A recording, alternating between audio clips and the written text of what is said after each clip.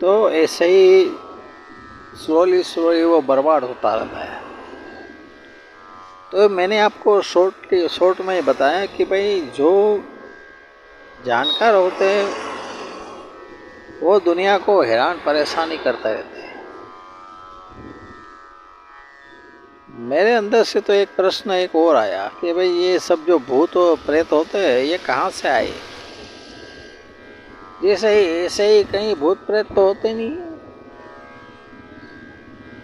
तो मुझे तो ऐसा 99% मैं इसमें कंफर्म हूँ, ये भूतों को लाने वाले ये सब तांत्रिक वगैरह भी होता है।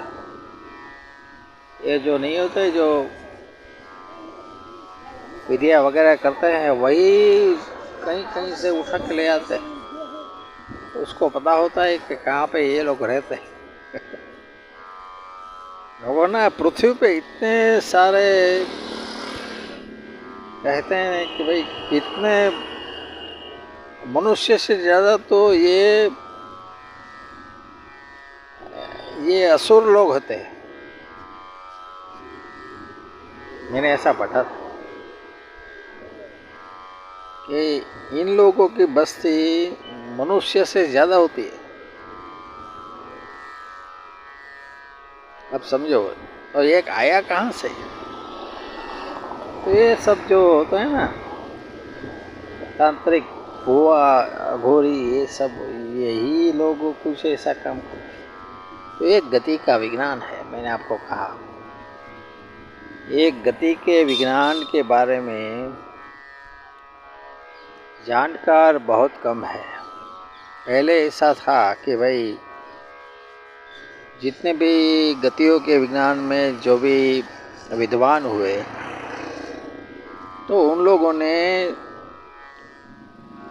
पूरी दुनिया में ज्ञान बांटा।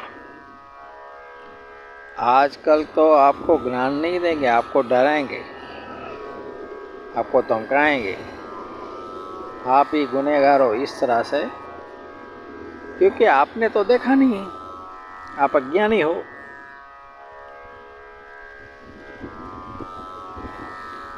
ये गति का विज्ञान कहते हैं कि भाई अघोर होता है और ज्ञान ऐसे ही नहीं मिलता, अघोर में जाना पड़ता है। और मैं आपको एक छोटी सी बात कहूँ, जैसे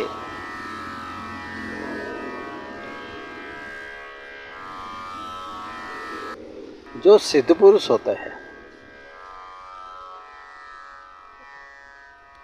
वो मरने के बाद कहाँ जाते हैं। जैसे साधारण मनुष्य होते हैं वो मरने के बाद पितृलोक में जाएंगे, उसकी मेहनत के अनुसार उसको लोक मिलता है। पाप किया होता है तो वो नरक में जाता है और पुण्य किया होता है तो वो स्वर्ग में जाता है। कहीं पितृलोक में भी जाते हैं, कहीं पाताल लोक में चले जाएंगे, जिसका जैसा कर्म। अब जो सिद्ध पुरुष है वो कैसे जाते हैं, थोड़ा इसके बारे में। तो इसमें कहते हैं कि भाई अगर सिद्ध पुरुष मर जाएगा तो उसकी गति जो होती है वो मनुष्य से ज़्यादा होती है। ये जो एक आदमी साधारण मनुष्य जो होता है और तो विचित्र गति से जाता है, यानी कि वो अपने स्थान पे जाएगा लेकिन उसकी जो गति होगी वो विचित्र गति से जाता है और उसकी स्पीड भी ज़्यादा होती है। तो ये गति का विज्ञान है। तो हम फिर ये जो खामेनी की उत्तर क्रिया थी वो 132 दिन बाद हुई। देखिए मैं ऐसा मानता हूँ कि सर्टेन बातें मनुष्य के ऊपर से चली जाती हैं। दिमाग में आती नहीं।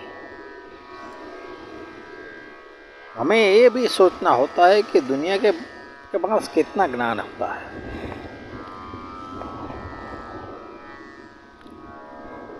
जैसे मैं ऐसा कहता हूँ, मैं ऐसा मानता हूँ, 132 दिन यानी क्या होता है पता है आपको? हमारे शास्त्रों में कहते हैं कि 32 गुना आदमी होता है ना, वो जैसे हम कहते हैं कि भाई 16 कड़ा पुण्य, 32 यानी बहुत बड़ा विद्वान,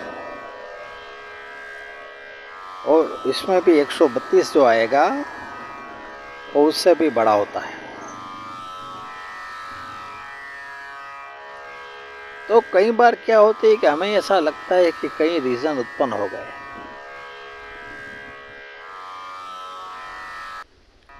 लेकिन कई बातें ऐसी होती है कि जो आदमी के दिमाग में आती ही नहीं,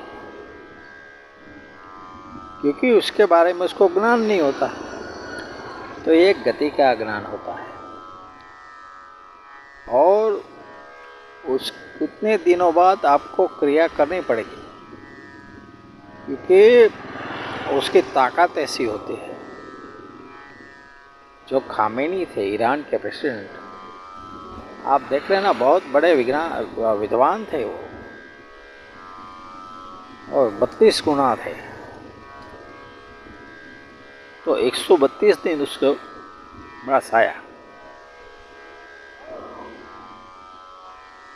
तो ये शास्त्रों के द्वारा भी होती है, और कई जगहों पे उसको ले जाना पड़ेगा। ये भी एक धार्मिक विधि होती है। तो मेरे कहने का मतलब एक था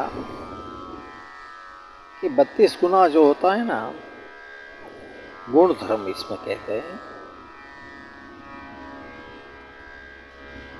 वो बहुत बढ़िया होता है, बेस्ट क्वालिटी का व्यक्ति होता है। लेकिन अगर देखिए दुनिया के पास, जैसे हम कहते हैं ना कि भाई इस दुनिया में जैसे गुण धर्म में आप मानो, तो साधारण मनुष्य में तो 3-4 गुण धर्म होते हैं। जैसे एक आपको उदाहरण दे दूं, भगवान श्री कृष्ण थे, वो पूर्ण पुरुषोत्तम थे। 16 कलाओं से संपूर्ण व्यक्ति को भगवान श्री कृष्ण कहते थे, पूर्ण पुरुषोत्तम। तो ये 16 कला पूर्ण किसी व्यक्ति में होता ही नहीं। एक साधारण मनुष्य के पास 2 कड़ा या 3 कड़ा, 4 कड़ा तो बस हो गई, और 6-7 कड़ा वालों को आप विद्वान कहते हैं, थोड़ा बहुत विज्ञान होता है। तो जो 16 कड़ा संपूर्ण जो है वो भगवान श्री कृष्ण है। कई कड़ाओं और कई विज्ञानों के बारे में आपका दिमाग कुछ इसके बारे में नॉलेज ही नहीं है।